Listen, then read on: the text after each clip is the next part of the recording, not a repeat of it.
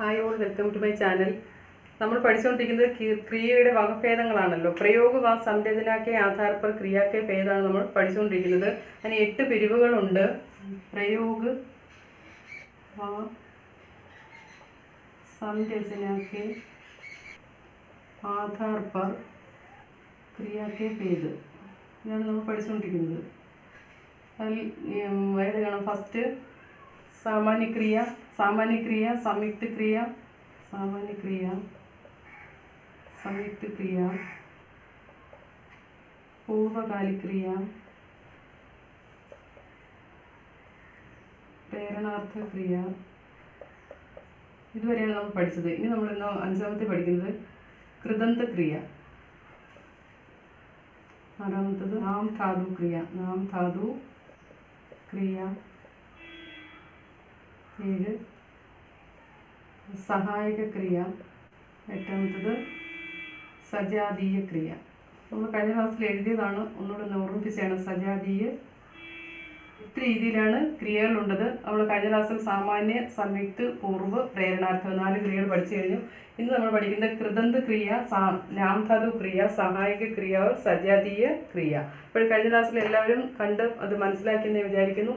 നമ്മൾക്ക് ഇന്ന് കൃദന്ത ക്രിയ മുതൽ പഠിച്ചു തുടങ്ങാം. ഈ ക്രിയകൾ കംപ്ലീറ്റ് ആയി കഴിഞ്ഞാൽ നമുക്ക് ടെൻസ് പഠിക്കാം. ടെൻസ് പഠിച്ചു കഴിഞ്ഞാൽ എല്ലാവർക്കും സെൻറ്റൻസുകൾ എഴുതാൻ ഈസിയാവും. നമ്മൾ ഇതുവരെ പഠിച്ച അനുസരിച്ച് സംഖ്യ, സർവനാം, ക്രിയ വരെയാണ് നമ്മൾ പഠിച്ചുകൊണ്ടിരിക്കുന്നത്. ഈ ക്രിയയും കൂടെ പഠിച്ചു കഴിയുമ്പോൾ ഒരു സെൻറ്റൻസ് നമ്മൾ ടെൻസ് പഠിപ്പിക്കുമ്പോൾ നല്ലതുപോലെ നിങ്ങൾക്ക് മനസ്സിലാകും.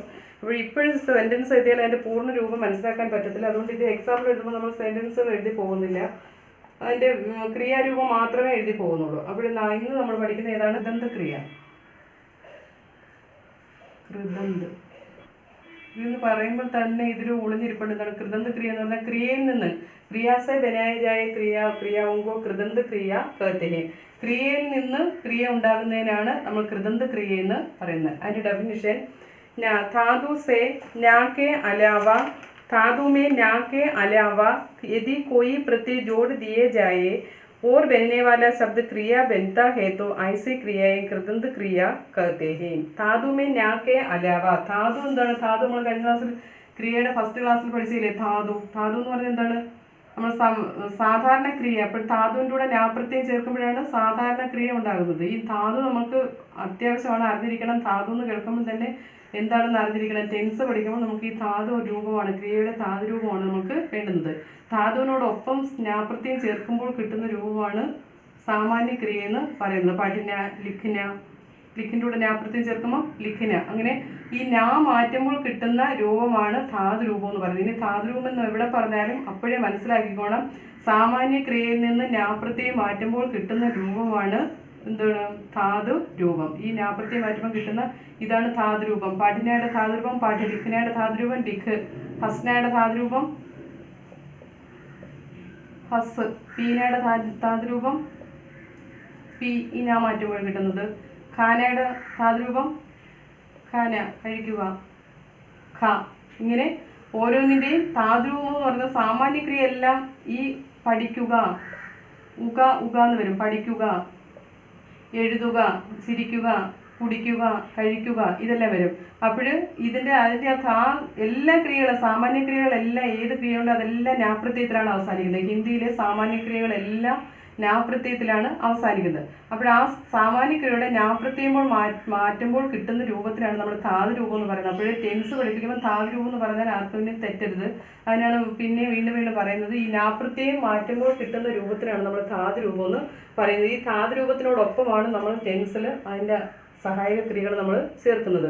അപ്പോൾ മനസ്സിലായല്ലോ. അപ്പോൾ കൃദന്ത ക്രിയ എന്താണെന്ന് നോക്കാം. കൃദന്ത ക്രിയ എന്ന് പറഞ്ഞാൽ ധാതുരൂപത്തിനോടൊപ്പം ഈ ജ്ഞാപ്രത്യയം അല്ലാതെ വേറെ ഏതെങ്കിലും പ്രത്യയങ്ങൾ ചേർക്കുമ്പോൾ ക്രിയ ആണെന്ന് തോന്നിക്കുന്ന വേടുകൾക്കാണ് നമ്മൾ കൃദന്ത ധാതു എന്ന് പറയുന്നത്. അപ്പോൾ ധാതുരൂപത്തിനോടൊപ്പം ഈ ജ്ഞാപ്രത്യയം അല്ലാതെ വേറെ ഏതെങ്കിലും പ്രത്യയം ചേർക്കുമ്പോൾ കിട്ടുന്ന വേട് ക്രിയയാണെന്ന് ബോധം തരുന്ന, ക്രിയയാണെന്ന് തോന്നിപ്പിക്കുന്ന വേടുകൾക്കാണ് നമ്മൾ എന്താണ് കൃദന്ത ക്രിയ എന്ന് പറയുന്നത്. മനസ്സിലായോ? ജ്ഞാപ്രത്യയം അല്ലാതെ, ധാതുരോടൊപ്പം ജ്ഞാപ്രത്യയം അല്ലാതെ വേറെ ഏതെങ്കിലും പ്രത്യയം ചേർക്കുമ്പോൾ കിട്ടുന്ന വേട് ക്രിയ ചെയ്യുന്നു എന്ന് തോന്നണം. അങ്ങനെ ക്രിയ ചെയ്യുന്നു എന്ന് തോന്നലുണ്ടാക്കുന്ന ആ വേടുകൾക്കാണ് നമ്മൾ കൃദന്ത ധാതു എന്ന് പറയുന്നത്. ക്രിയാധാതുവിനോടൊപ്പമാണ് ചേർക്കുന്നത്. അപ്പോൾ ഡെഫിനേഷൻ എഴുതി നമുക്ക് എന്താണെന്ന് നോക്കാം. धातु में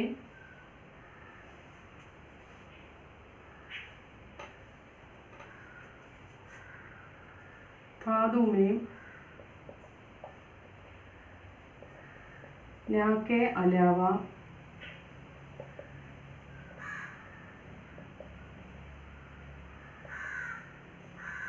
कोई प्रत्यय जोड़ दिया जाए और उससे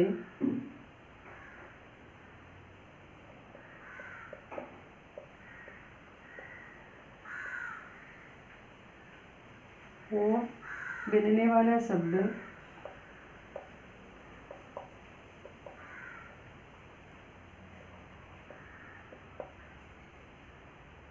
क्रिया का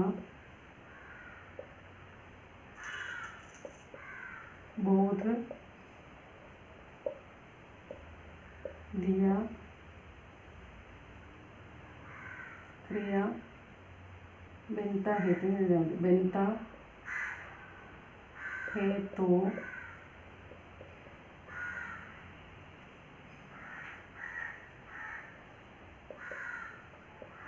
ऐसी क्रियाएं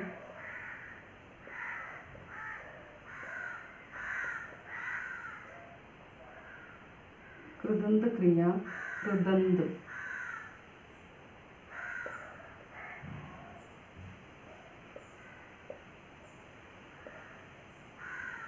कहते हैं।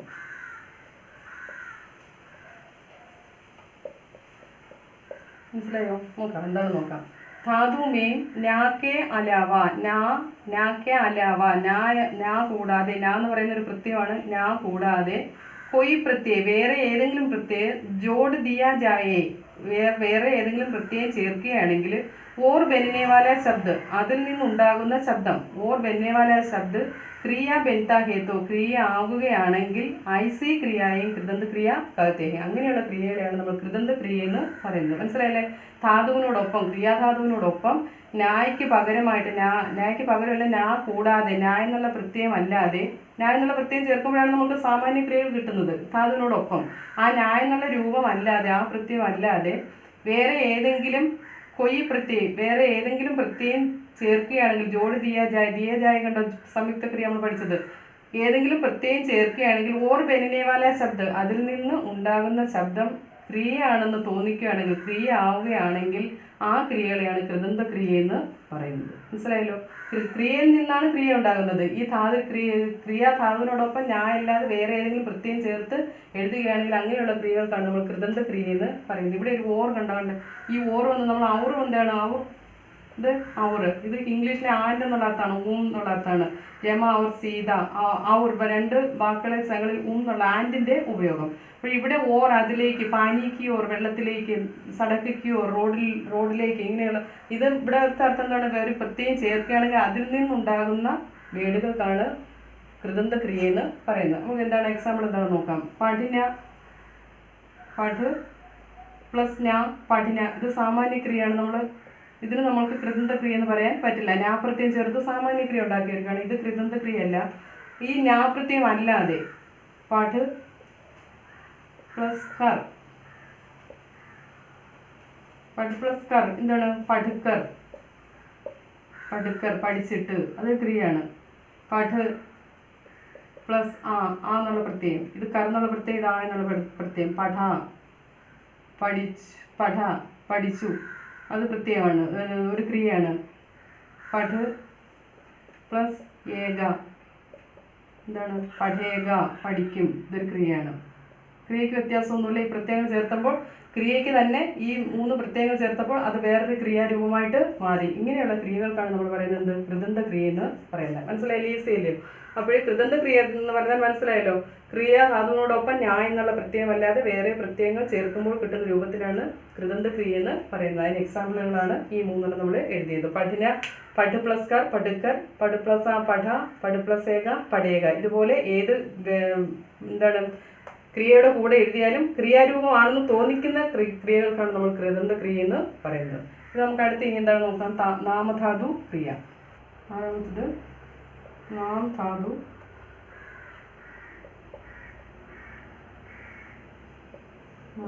ക്രിയ. ഇതിൽ നിന്നാണ് നാമത്തിൽ നിന്ന് ഉണ്ടാകുന്ന ക്രിയകൾക്കാണ് നാമധാതു ക്രിയ എന്ന് പറയുന്നത്. നമ്മൾ സംഖ്യ പഠിച്ചു, സർവനാം, ഇതെല്ലാം ഒന്നിനൊന്നും ബന്ധപ്പെട്ട് കിടക്കുകയാണ് ഈ ഗ്രാമറുകളെല്ലാം. അപ്പോൾ ഒന്ന് പഠിക്കുമ്പോൾ നമുക്ക് മറ്റൊന്നും കൂടി ഓർത്തെങ്കിൽ മാത്രമേ നമുക്ക് നല്ലതുപോലെ മനസ്സിലാക്കി പോകാൻ പറ്റൂ. സംഖ്യ, സർവനാം, പിന്നെ ഏതാണ് വിശേഷണ ക്രിയ. ഇങ്ങനെ ഓരോന്നും നമ്മൾ പഠിച്ചതാണ്. പഠിച്ചു കഴിഞ്ഞാൽ നമുക്ക് ഈസിയാണ്. സംഖ്യ എന്താണ്? സംഖ്യ എന്ന് പറഞ്ഞാൽ നാമങ്ങളാണ്. സബ്നാം, എല്ലാത്തിൻ്റെയും പേരിനാണ് നമ്മൾ സബ്നാമാണ്, എല്ലാത്തിൻ്റെയും പേരിനാണ് നമ്മൾ പേരായ ശബ്ദത്തിനാണ് നമ്മൾ സംഖ്യ എന്ന് പറയുന്നത്. സർവനാം എന്ന് പറഞ്ഞാൽ സബ്കാനാം, എല്ലാത്തിൻ്റെയും പേര്. ഈ പേരായ ശബ്ദങ്ങൾക്കെല്ലാം സർവനാമമുണ്ട്. അത് അപ്പോഴും ഇതും നാമമായിട്ടാണ് ബന്ധപ്പെട്ടിരിക്കുന്നത്. സബ്കാനാം, ഇതും പേരുമായിട്ടാണ് ബന്ധപ്പെട്ടിരിക്കുന്നത്. എന്താണ്? സർവനാം, എല്ലാത്തിൻ്റെയും പേര്. ഇത് എല്ലാത്തിൻ്റെയും പേര് ആ പേരിന് എല്ലാത്തിനും ഉപയോഗിക്കുന്ന പദങ്ങളാണ് സർവനാമം എന്ന് പറയുന്നത്. ആ പേരിന് എല്ലാത്തിനും പകരം നിൽക്കുന്ന പദങ്ങളാണ് നമ്മൾ സർവനാമം എന്ന് പറയുന്നത്. വിശേഷണം എന്ന് പറഞ്ഞാലും നാമമായിട്ടാണ് ബന്ധപ്പെടുന്നത്. സംഖ്യയും സർവനാമത്തിനെയും വിശേഷിപ്പിക്കുന്ന പദങ്ങൾക്കാണ് നമ്മൾ വിശേഷണം എന്ന് പഠിച്ചല്ലോ, വിശേഷണം. അപ്പോൾ ഇതും നാമവുമായിട്ട് ബന്ധപ്പെട്ടതാണ്, ഇവരെ ബന്ധിപ്പിക്കുന്നതാണ്. അപ്പോൾ ഇത് മൂന്നും നാമത്തിൻ്റെ വർഗ്ഗത്തിൽപ്പെടുന്നതാണ്. സംഖ്യ എന്ന് പറയുന്നത് ഒരു വേർഡിലെ ഒരു സെൻറ്റൻസിലെ സംഖ്യ എന്ന് പറഞ്ഞാൽ നാമശബ്ദമായിരിക്കും. സർവനാമം എന്ന് പറഞ്ഞാൽ ആ നാമത്തിന് പകരം നിൽക്കുന്ന നാമശബ്ദമായിരിക്കും. വിശേഷണം എന്ന് പറഞ്ഞാലും ഒരു നാമശബ്ദമായിരിക്കും. അപ്പോൾ ഇത് മൂന്നും വർഗ്ഗത്തിൽപ്പെട്ടതാണ്, പേരായ വർഗ്ഗത്തിൽപ്പെട്ടതാണ് ഇത് മൂന്നും. ഈ ക്രിയ എന്ന് പറഞ്ഞാൽ എന്താണ്? ധാതുവാണ്. ധാതുവിൽ നിന്നാണ് ഈ ക്രിയ ഉണ്ടാകുന്നത്. അതാണ് നമ്മൾ കൃതന്ത ക്രിയ. ധാതുവിൽ നിന്ന് ഉണ്ടാകുന്ന ക്രിയകൾക്കാണ് കൃതന്ത ക്രിയ. നമ്മളിപ്പോൾ പഠിച്ചില്ലേ? അപ്പോൾ ഈ മൂന്നെണ്ണം നാമവർഗത്തിൽപ്പെടുന്നതാണ്. അപ്പോൾ നാമധാതു ക്രിയ എന്ന് പറഞ്ഞാൽ ഇത് മൂന്ന്, ഈ സംഖ്യ, സർവനാം, വിശേഷണം, ഈ മൂന്ന് വികാരി ശബ്ദങ്ങൾക്കൊപ്പം പ്രത്യയങ്ങൾ ചേർക്കുമ്പോൾ കിട്ടുന്ന രൂപത്തിനാണ്. കിട്ടുന്ന രൂപം എങ്ങനെയായിരിക്കണം? ക്രിയ ചെയ്യുന്നതായിട്ട് നമുക്ക് തോന്നണം. ഈ നാമരൂപത്തിനോടൊപ്പം, ഈ മൂന്ന് നാമരൂപങ്ങൾക്കോടൊപ്പം ഏതെങ്കിലും പ്രത്യയങ്ങൾ ചേർക്കുമ്പോൾ കിട്ടുന്ന വേർഡ് ക്രിയയാണെന്ന് ബോധം തരണം. നമുക്ക് ക്രിയ ചെയ്യുന്നു എന്നുള്ള ബോധം തരികയാണെങ്കിൽ അങ്ങനെയുള്ള ക്രിയകൾക്കാണ് നമ്മൾ നാമധാതു ക്രിയ എന്ന് പറയുന്നത്. മനസ്സിലായല്ലേ? സംഖ്യ, സർവനാം, വിശേഷണം. അതിന്റെ ഡെഫിനേഷൻ എങ്ങനെയാണ്? സംഖ്യ, സർവനാം या विशेषण के साथ कोई प्रत्यय जोड़ने से बनने वाला शब्द क्रिया का बोध देता है तो उसे എന്താണ്? നാമധാതു ക്രിയ कहते हैं. അങ്ങനെയാണ് ഇതിൻ്റെ ഡെഫിനിഷൻ. അപ്പോൾ മനസ്സിലായല്ലോ? ഇത് മൂന്നിനോടൊപ്പം ഏതെങ്കിലും പ്രത്യയങ്ങൾ ചേർക്കുമ്പോൾ അതിൻ്റെ നാമമായിട്ട് ക്രിയയായിട്ട് തോന്നുകയാണെങ്കിൽ അതിനെയാണ് നമ്മൾ നാമധാതു ക്രിയ എന്ന് പറയുന്നത്. നമുക്ക് അതിൻ്റെ ഡെഫിനിഷൻ എന്താണെന്ന് നോക്കാം.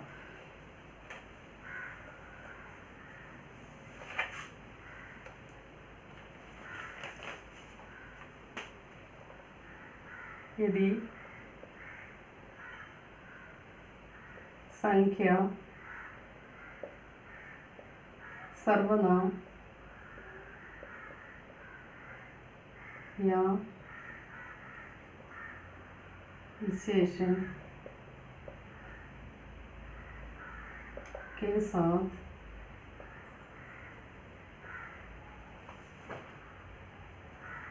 कोई प्रत्यय जोड़ने से कोई शब्द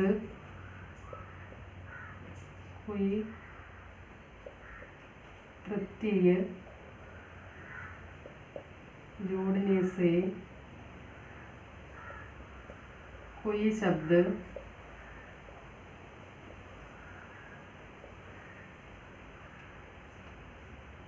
क्रिया रूप धारण कर लेता है. कोई शब्द क्रिया रूप धारण कर लेता है.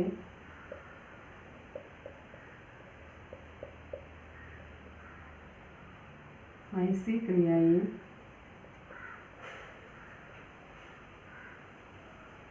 नामधातु क्रिया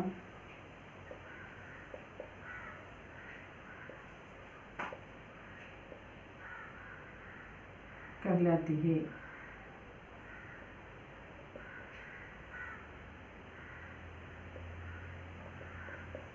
ഈ ഡെഫിനിഷൻ പറയുമ്പോൾ ഈസിയാണ്.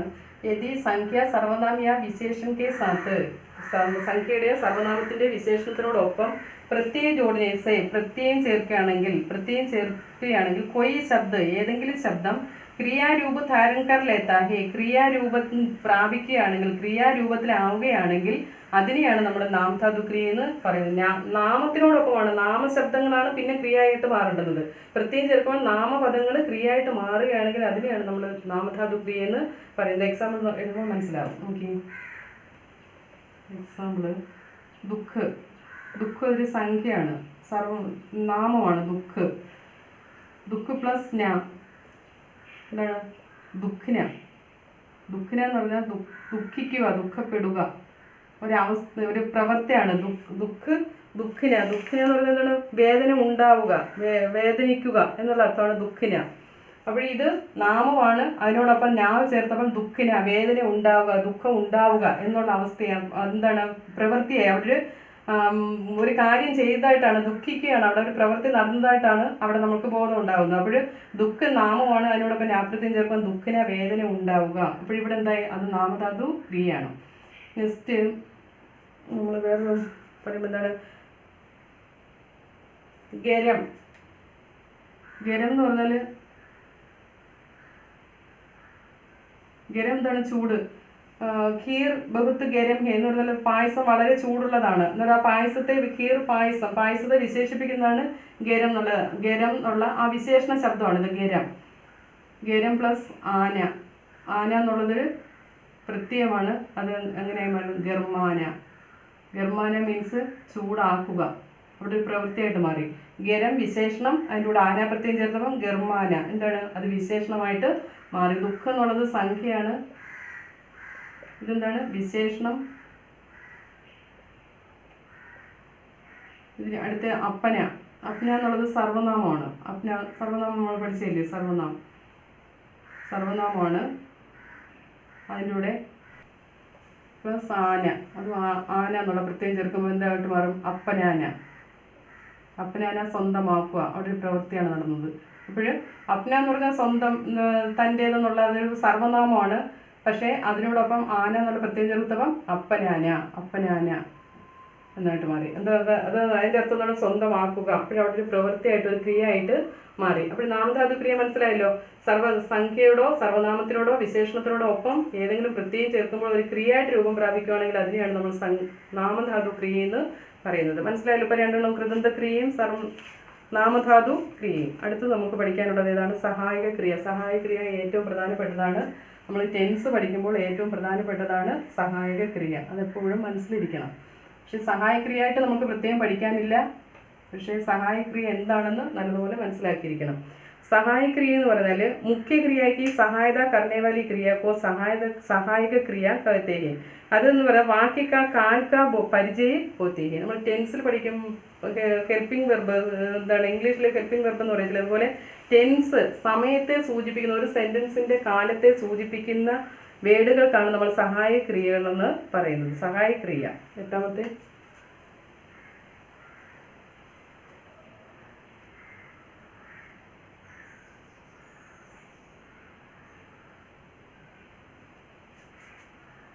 സഹായക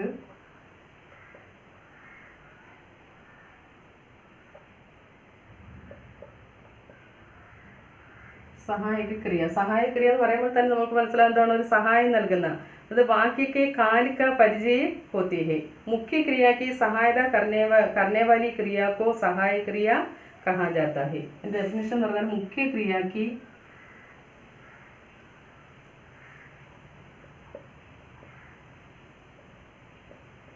सहायता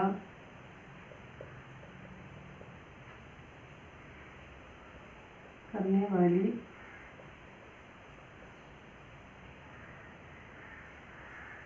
क्रिया को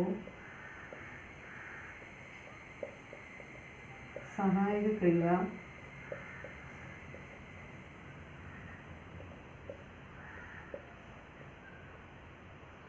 कहलाती है.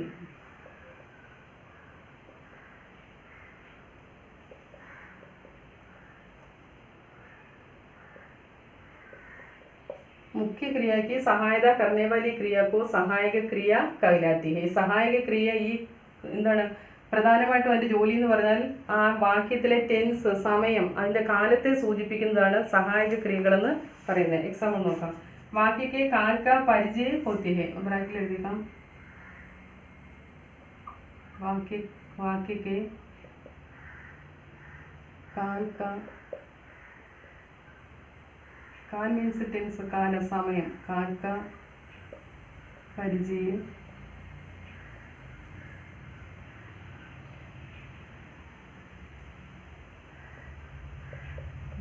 തരുന്നു. വാക്യത്തിലെ കാലത്തിനെ കുറിച്ചുള്ള, സമയത്തിനെ കുറിച്ചുള്ള പരിചയം നമ്മൾക്ക് തരുന്നു. ഇവിടെ എക്സാമ്പിൾ നോക്കാം. സീത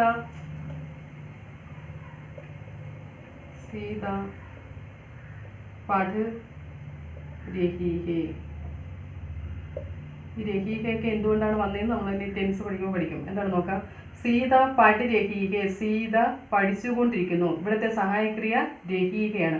പഠന എന്നുള്ളത് പ്രധാന ക്രിയ, രഹീഹ എന്നുള്ളത് സഹായക ക്രിയ. ഇത് ഏതാണ്? അപൂർണ വർത്തമാനകാലമാണ്. അപൂർണ വർത്തമാനകാലത്തിൽ ഇത് രഹീഹ, നമ്മൾ ടെൻസ് പഠിച്ചെങ്കിൽ നിങ്ങൾക്ക് സ്വന്തമായിട്ടത് പറയാൻ പറ്റും. ഇത് രഹീഹ എന്നുള്ളത് അപൂർണ വർത്തമാനകാലമാണ്.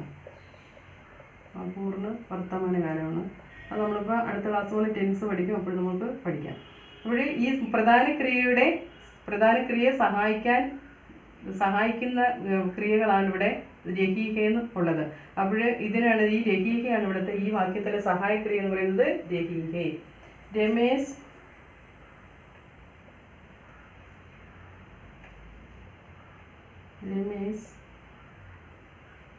പത്ര ലിഖ്താ ഹേ.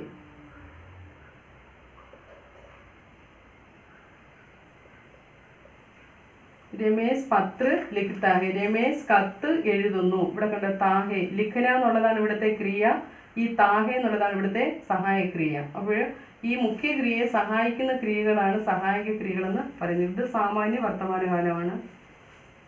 സാമാന്യ വർത്തമാനകാലം. കാലിനെ കുറിച്ചുള്ള പരിചയം തരുന്ന ക്രിയകൾക്കാണ് നമ്മളെന്ത് പറയുന്നത്? സഹായക ക്രിയ എന്ന് പറയുന്നത്. കാലത്തെക്കുറിച്ചുള്ള, സമയത്തെക്കുറിച്ചുള്ള പരിചയം തരുന്ന ക്രിയകൾക്കാണ് സഹായക ക്രിയകളെന്ന് നമ്മൾ പറയുന്നത്. അത് മുഖ്യ ക്രിയകളെ സഹായിക്കുന്നു. മുഖ്യ ക്രിയയെ സഹായിക്കാനായിട്ടാണ് നമ്മൾ ഈ ഹെൽപ്പിംഗ് വെർബുകൾ ഉപയോഗിക്കുന്നത്. കാലത്തെക്കുറിച്ചുള്ള പരിചയം നമുക്ക് തരുന്നു. ഇത്രയും നമ്മൾ സഹായ ക്രിയയിൽ നിന്ന് പഠിക്കുന്നത്. നമുക്ക് ഈ സഹായ ക്രിയകൾ ഏതൊക്കെയാണ്, എവിടെയൊക്കെയാണ് പ്രയോഗിക്കേണ്ടത് നമ്മൾ ടെൻസ് പഠിക്കുമ്പോഴാണ് നമ്മൾ പഠിക്കുന്നത്. അപ്പോൾ ഇവിടെ വരെ മനസ്സിലായല്ലോ. കൃതന്തക്രിയ, ക്രിയയിൽ നിന്നുണ്ടാകുന്നത്. നാമധാതു ക്രിയ, സംഖ്യ, സർവ്വനാമ വിശേഷണത്തിനോടൊപ്പം പ്രത്യേകം ചേർക്കുമ്പോൾ ഉണ്ടാകുന്നത്. സഹായക്രിയ എന്ന് പറഞ്ഞാൽ മുഖ്യ ക്രിയയെ സഹായിക്കുന്ന ക്രിയകൾക്കാണ് സഹായക്രിയ എന്ന് പറയുന്നത്. അത് ടെൻസിനെ കുറിച്ചുള്ള, സമയത്തെക്കുറിച്ചുള്ള അറിവ് നമുക്ക് തരുന്നു. ഇനി നമുക്ക് ഒരു ക്രിയ കൂടെ ഉണ്ട്, സജാതീയ ക്രിയ.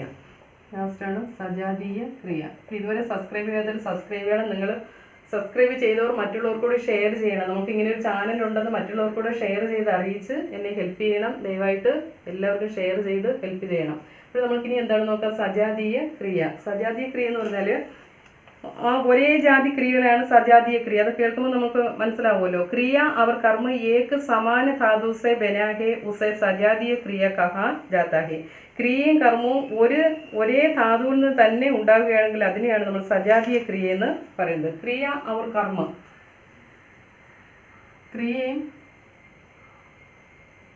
ക്രിയ और कर्म एक समान धातु से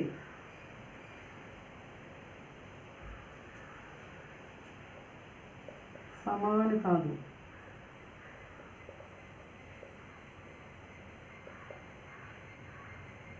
बना है उसे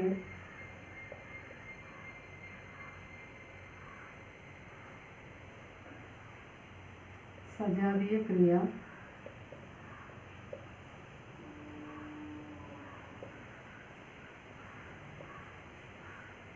कहा जाता है।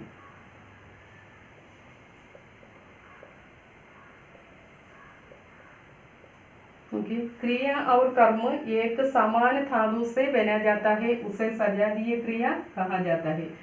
क्रियയും കർമ്മവും ഒരേ ധാതുവിൽ നിന്ന് തന്നെ ഉണ്ടാവുകയാണെങ്കിൽ അതിനെയാണ് നമ്മൾ സജാതീയ ക്രിയ എന്ന് പറയുന്നത്. എക്സാമ്പിൾ എഴുതുമ്പോഴേ മനസ്സിലാവും. എന്താണെന്ന് നോക്കാം. എക്സാമ്പിൾ भारत ने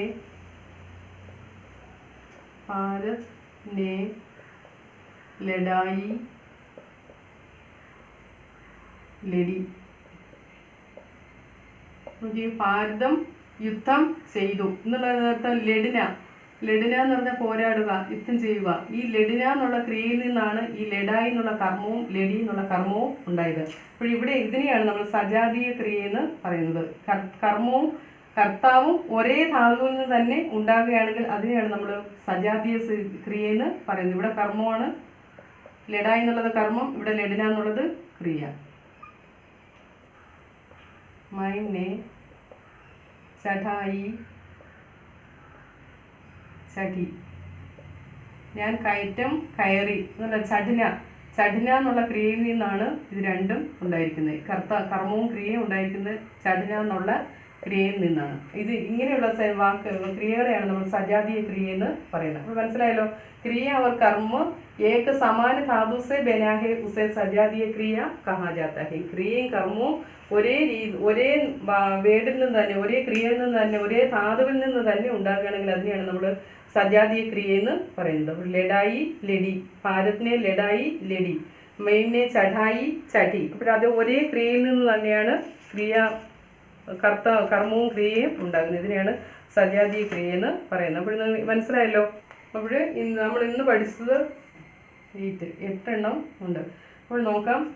ഇന്ന് നമ്മൾ പഠിച്ച കൃതന്ത ക്രിയ, നാമധാതു ക്രിയ, സഹായ ക്രിയ, അവർ സജാതീയ ക്രിയ. അപ്പോൾ ഇന്നത്തെ ക്ലാസ് എല്ലാവർക്കും മനസ്സിലായല്ലോ. ഇപ്പോൾ 8 ക്രിയകൾ നിങ്ങൾക്ക് മനസ്സിലായെന്ന് വിശ്വസിക്കുന്നു. സാമാന്യ ക്രിയ, സംയുക്ത ക്രിയ, പൂർവകാലിക ക്രിയ, പ്രേരണാർത്ഥ ക്രിയ, നാമധാതു ക്രിയ, കൃതന്ത ക്രിയ, സഹായ ക്രിയ, സജാതീയ ക്രിയ. സാമാന്യ ക്രിയ എന്ന് പറഞ്ഞാൽ സാമാന്യമായിട്ട് പറയുകയാണ്.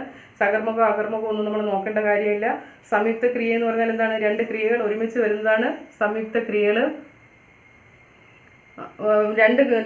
ഒന്നിലധികമോ ക്രിയകൾ ഒരേ കാര്യം തന്നെ കംപ്ലീറ്റ് ചെയ്യുകയാണെങ്കിൽ, പൂർത്തീകരിക്കുകയാണെങ്കിൽ അതിനെയാണ് നമ്മൾ സംയുക്ത ക്രിയകൾ എന്ന് പറയുന്നത്. പിന്നെ നമ്മൾ പൂർവ്വകാലിക ക്രിയ പഠിച്ചു. 2 ക്രിയകൾ കാണും. അതിൽ ഒരു ക്രിയ ആദ്യമേ സംഭവിച്ചു കഴിഞ്ഞതായിരിക്കും, അതാണ് പൂർവ്വകാലിക. പിന്നെ പ്രേരണാർത്ഥ ക്രിയ നമ്മൾ പഠിച്ചു. പ്രേരണാർത്ഥ ക്രിയ എന്താണ്? വാക്യത്തിലെ കർത്താവ് സ്വയം ജോലി ചെയ്യാതെ മറ്റൊരാളെ പ്രേരിപ്പിച്ച് ജോലി ചെയ്യുന്നതിനാണ് പ്രേരണാർത്ഥ ക്രിയ എന്ന് പറയുന്നത്. നാമധാതു ക്രിയ എന്ന് പറഞ്ഞാൽ ക്രിയാധാതുവിൽ നിന്ന് തന്നെ ക്രിയ ഉണ്ടാകുന്നതിനാണ് നാമധാതു ക്രിയ എന്ന് പറയുന്നത്.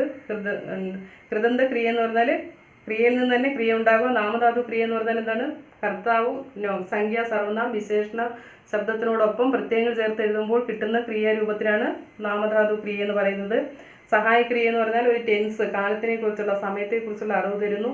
അതുപോലെ മുഖ്യക്രിയയെ സഹായിക്കുന്ന ക്രിയകൾക്കാണ് സഹായക്രിയ എന്ന് പറയുന്നത്. സജാതീയ ക്രിയ എന്ന് പറഞ്ഞാൽ കർത്താവും കർമ്മവും ക്രിയയും കർമ്മവും ഒരേ ധാതുവിൽ നിന്ന് തന്നെ ഉണ്ടാകുകയാണെങ്കിൽ ആ ക്രിയകൾക്കാണ് നമ്മൾ സജാതീയ ക്രിയ എന്ന് പറയുന്നത്. പ്രത്യേകം ചേർക്കുമ്പോൾ ഏത് വേർഡിനോടൊപ്പമായാലും ഏത് ക്രിയയോടൊപ്പം നാമത്തിനോടൊപ്പമായാലും നാമധാതു ക്രിയയാണ് പ്രത്യേകം ശ്രദ്ധിക്കേണ്ടത്. ആ പദങ്ങളോടൊപ്പം പ്രത്യേകം ചേർക്കുമ്പോൾ ക്രിയ നടന്നു എന്ന് ബോധം ഉള്ള ക്രിയകളെ മാത്രമേ നമ്മൾ നാമധാതു ക്രിയ എന്ന് പറയും. അതുപോലെ കൃതന്ത ക്രിയ ചെയ്യുന്നു എന്ന് ബോധം വരണം, അങ്ങനെയുള്ള ക്രിയകൾ. അപ്പോൾ ഈ ക്രിയകളെല്ലാം ഇപ്പോഴും നിങ്ങൾക്ക് മനസ്സിലായെന്ന് ഞാൻ വിശ്വസിക്കുന്നു. ഇപ്പോൾ ഒരുപാട് ക്രിയകൾ നമ്മൾ ഒരു സെൻറ്റൻസ് എടുക്കുമ്പോൾ നിങ്ങൾക്ക് ക്രിയകൾ അതിൽ നിന്ന് ഏതൊക്കെ രീതിയിലുള്ള ക്രിയകളാണ് നിങ്ങൾക്ക് തരംതിരിച്ച് നല്ലതുപോലെ കണ്ടുപിടിക്കാൻ പറ്റി ക്ലാസ്സുകൾ കേട്ട് മനസ്സിലാക്കിയവർക്ക്. അപ്പോൾ എല്ലാവർക്കും ഈ ക്രിയ നല്ലതുപോലെ മനസ്സിലായെന്ന് ഞാൻ വിചാരിക്കുന്നു. എല്ലാവരും സബ്സ്ക്രൈബ് ചെയ്യണം. സബ്സ്ക്രൈബ് ചെയ്യാത്തവർ ഇനിയും അടിച്ചേൽക്കരുത്, സബ്സ്ക്രൈബ് ചെയ്യണം. അതുപോലെ ഷെയർ ചെയ്യണം. നിങ്ങൾ അറിഞ്ഞ കാര്യങ്ങൾ ഇങ്ങനെ ഒരു ചാനലുണ്ടെന്ന് നിങ്ങൾ മറ്റുള്ളവർക്ക് ഷെയർ ചെയ്ത് എന്നെ ഹെൽപ്പ് ചെയ്യണം. അതുപോലെ കമൻറ്റുകൾ അയക്കണം, ലൈക്ക് ചെയ്യണം. Okay, thank you. നെക്സ്റ്റ് ക്ലാസ്സിൽ നമ്മൾ ടെൻസാണ് പഠിക്കുന്നത്. ഇതുവരെ പഠിച്ചവർക്കും ഇനിയുള്ളവർക്കും നല്ലതുപോലെ ഞാൻ പറഞ്ഞത് മനസ്സിലാക്കിക്കുന്നതായിരിക്കും ടെൻസ്. അപ്പോൾ അടുത്ത ക്ലാസ്സിന് വേണ്ടി വെയിറ്റ് ചെയ്യുക. Okay, thank you.